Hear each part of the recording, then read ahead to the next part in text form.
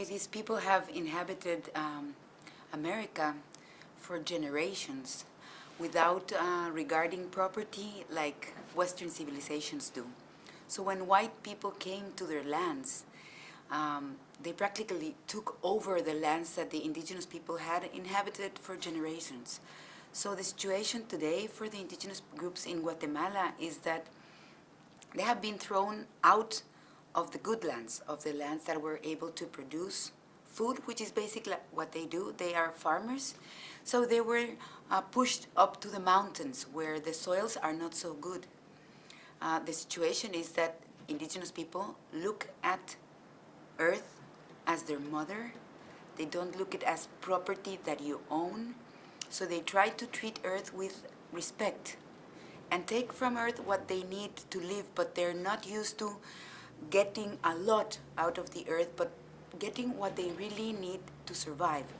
Unfortunately, the majority of indigenous people have very, very little opportunities, very, very little access to land, very little access to this type of development that is crushing them and pushing them all the time to the worst corners in their territories. Since they were pushed up to the mountains and the minerals they form inside the mountain ranges, so now the Western civilization wants the minerals that are in those mountains where they are living, where they have been protecting nature.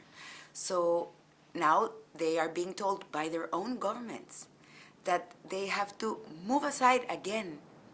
I don't know where they're gonna go, because now Western civilization needs the metals that are inside their mountains, and the majority of groups think that, the divinities, God, lives in the mountains. Well, they're feeling that something very wrong is happening. They are trying to say, we're not talking about money, we don't, because they don't get any of the money that these mining corporations bring. The government does.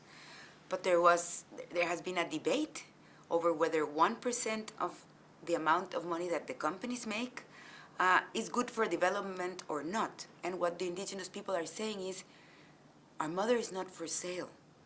It doesn't matter if you tell us that you will give us half of the money, which they will never do. But what they're saying is, we can't accept this way of treating the earth that is sacred for us. Western civilization is looking for everything, but in the case of Guatemala, they're looking for gold. Gold, which is a very abundant mineral in the earth, but that the companies that come and do these jobs, they don't want to do it in their own countries. The majority of the companies that are working in Guatemala at this moment are Canadian and North American. So there is gold in the mountains of Canada and the United States, but they don't want to do that in their own backyards because mining produces a lot of problems. It destroys the mountains, it can contaminate the water and the soil, and it will take a lot of water that these people need to survive, and it will leave it polluted. So the companies, they don't do it in their countries because it is a lot more expensive, and the problems will be left in the mined area forever. I think that one of the things that can be done is reduce the use of metals, especially in the case of gold. That is a metal that is not extracted for a real use. 80% of the gold that gets extracted is used for jewelry or for speculation. Only 20% is used in things like medicine or technological advances, but the majority of it is used just, they put a lot of gold under the vaults of banks, governments.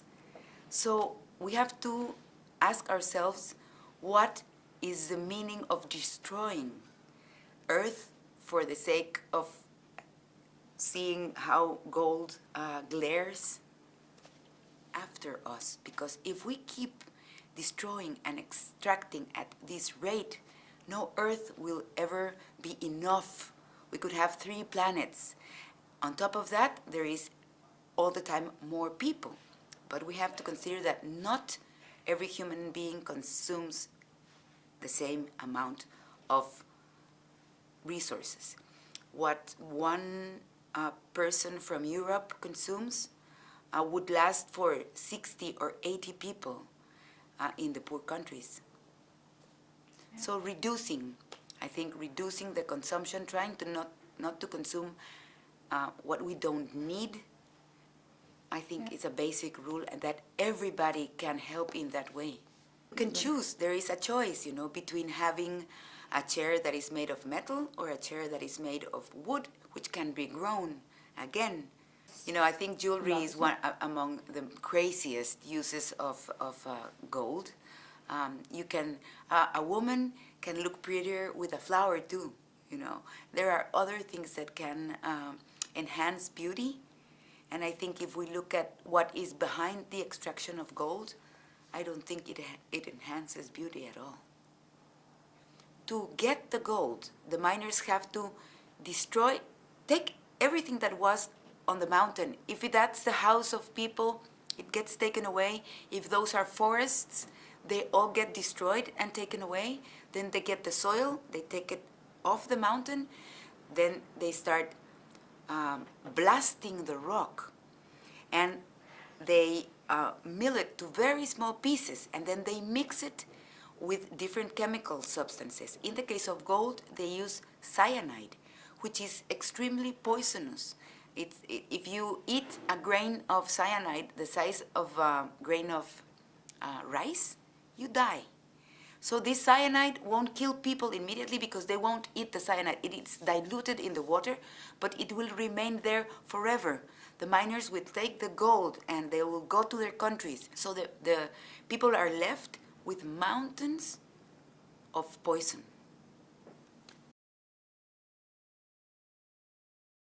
Children could become very helpful in telling their mothers, their fathers, their aunts, their sisters, you know, that this gold is hurting other children like them. And then, because these children won't have the opportunity to have a land, a clean, healthy land to live, but they will be forced to live in territories that are totally contaminated, and maybe they will be sick as well, because all the poisons that go in the water will remain there, and this is what these children will be drinking. I have seen children from Honduras who are already suffering. They have lung diseases because of all the dust that gets in the air because of the mining companies, or their skin is full of fungus because they have changed the water that they used to bathe with. So children are being hurt in other parts of the world. Children that, as the children here, want to be able to play, to grow, and to become people, fully developed people, and this opportunity is being denied because some people want the gold. So I think this is a story that can be told and repeated so that more people know that by buying gold, you are hurting other human beings.